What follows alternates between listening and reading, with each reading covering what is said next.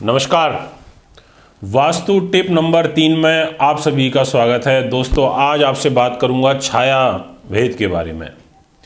छाया भेद, देखो, ये इन सभी चीज़ों से कहीं ना कहीं हम अवगत होते हैं, पर एक्चुअल में उनको हम सही तरीके से उन पर वर्क नहीं कर रहे होते हैं, या हम ये कहें कि उनको हम नासमझी के तौर पर देख रहे होते हैं।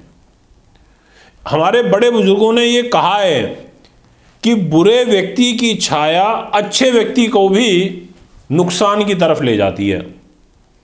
आप बहुत अच्छे हैं, पर आपके ऊपर किसी बुरे व्यक्ति की, अच्छी नेगेटिव व्यक्ति की छाया आपके ऊपर आनी शुरू हो जाए, या उसके सानिध्य में आप काम करने शुरू हो जाएं, तो आप भी उसके जैसे बन जाएंगे। आप बहुत अच्छे हैं और किसी आतंकवादी की छाया के अंदर अगर आ जाते हैं, तो आप भी AK-47 या गलत काम करने लगेंगे, क्योंकि आप उसकी छाया में आ गए। ठीक इसी प्रकार से दोस्तों, ये जो छाया भेद होता है, ये वास्तु के अंदर बड़ा विशेष महत्व रखता है। अगर आपके मकान के ऊपर छाया पड़ रही है, तो आपके मकान का विकास रुकेगा। मकान के विकास का क्या अर्थ है? मकान के विकास का अर्थ यह है कि मकान में रहने वाले जो प्राणी हैं, वो उनका विकास रुकेगा, क्योंकि रहना तो उनको ही है, मकान तो बन चुका है। आपका घर है, आपके घर के ठीक सामने कोई बहुत बड़ा वृक्ष लगा हुआ है, कोई बूढ़ा वृक्ष लगा हुआ है जो बहुत पुराना है,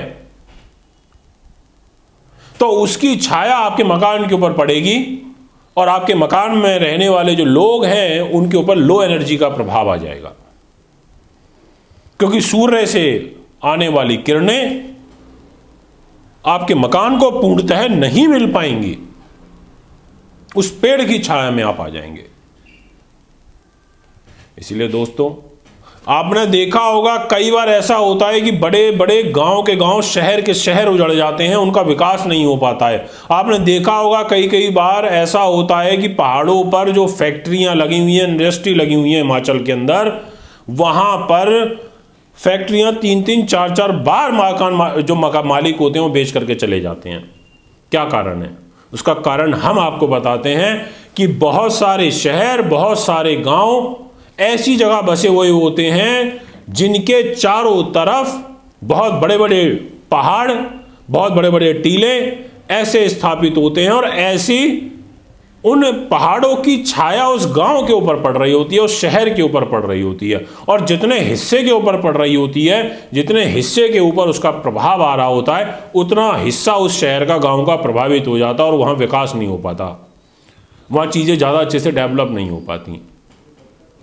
सीधी सी बात है, एक बड़ा पेड़ हो, उस बड़े पेड़ के नीचे एक छोटा पौधा लगा हुआ हो, तो छोटा जो पौधा है वो इतना अच्छा ग्रो नहीं कर पाएगा, क्योंकि उसको जो चीज़ें मिलनी हैं इस पृथ्वी से, सूर्य की रोशनी से, जो उसको ऊर्जा मिलनी है, वो नहीं मिल पाएगी उसको, क्योंकि वो छाया के अंदर आ गया। इसलिए दोस्तों, छाया कुछ समय के लिए तो अच्छी लगती है, पर आजीवन या 24 घंटे अच्छी नहीं लगती। आपको धूप लगेगी तो आप छाया में चले जाएंगे, पर जब आपको धूप की ही ज़रूरत है अपने आप को चार्ज करने की, तो आप बाहर ही निकलेंगे। इसलिए मैं कहता हूं आपसे कि इस छाया भेद का आपको ध्यान रखना चाहिए। आपके ठीक मकान के सामने कोई वृक्ष नहीं होना चाहिए, मकान के साथ बिल्कुल सटा हुआ कभी भी आपके पेड़ नहीं होना चाहिए, क्योंकि जब वो ग्रोथ करेगा, वो बढ़ेगा, तो उसकी जड़ें नीचे जाएंगी, और उसकी जब जड़ें नीचे जाएंगी तो आपके मकान की जो नींव है उसको प्रभावित करेंगी, उसके अंदर निकलेंगी, और मकान कमज़ोर होना शुरू हो जाएगा। इसलिए हमारे मकान से काफ़ी दूर, कम से कम भी 10 फीट दूर पेड़ होना चाहिए, 5 फीट दूर कम से कम पेड़ होना चाहिए, ताकि उसकी जड़ें जब हमारे मकान के अंदर आएँ तो हमें क्षति ना पहुंचा पाएँ।